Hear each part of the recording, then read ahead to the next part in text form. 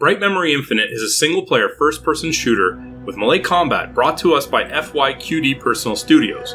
Players take the role of Shelia, a special agent for the SRO who is sent to the site of a major incident to save the world. A black hole has appeared in the sky and many strange events are triggered as a result. I'm gonna resist taking a deep dive into the story of this game as it doesn't meet the minimum depth requirements for safe diving. Ultimately, this is an action game with some decent combat, and the story is just a conduit to keep things moving along. One aspect of Bright Memory Infinite that is worth a deeper dive is the combat. Starting off with the assault rifle, katana, and exo-arm unit, eliminating bad guys is quick and brutal. The rifle can zoom in and pop off heads in the most satisfying of ways. The sleek and futuristic katana can be used to deflect incoming bullets, parry melee attacks, and slice up foes. The exo-arm gives Shelia a few neat abilities that set Bright Memory apart from other games. You can zoom around with a grapple beam, pull enemies in and stun them, or fire an EMP blast to lock down foes for a few minutes. Heavier enemies may have shields that require clever combinations of exo-arm abilities and weapons in order to break their guard, creating a fairly dynamic combat flow.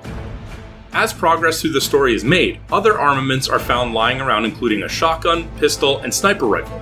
All of these feel powerful, and there is never a shortage of ammunition. In fact, fields of ammo boxes are often found after most encounters.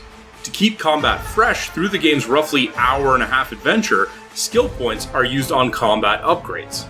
Either through experience points earned from combat or by finding tiny green statues, skill points can be spent in the game's multiple skill trees. Improvements can be made to each weapon type, damage increases, elemental effects, and even new abilities. After unlocking a few key skills, I was able to decimate bosses and trivialize most encounters. That doesn't mean the game wasn't fun, but I do mean to say that some upgrades are potentially overpowered. Speaking of boss fights, they were a nice addition to the journey. A few big, beefy bullet sponges mark the end of each major chapter. Mixing up the mechanics and being thrown into a dangerous duel with a monster or super samurai was genuinely exciting. There were even stealth and driving missions that broke up the first-person action. Controls felt awkward while driving and the sense of speed wasn't great, but at least an attempt at variety was made. The driving levels weren't the only part of Bright Memory Infinite that felt a little strange. The character animations and cutscenes were robotic and unconvincing, despite the fact that the graphics in general were very well done. Unlockable outfits and skins for Shelia's weapons felt out of place and none necessary. There were also a few QuickTime events that popped up right in the middle of cutscenes that had no real action to speak of. They required specific, timed button presses, or you were met by a game over screen, forcing you to watch the cutscene all over again. Ultimately, Bright Memory Infinite is a short game for a low price.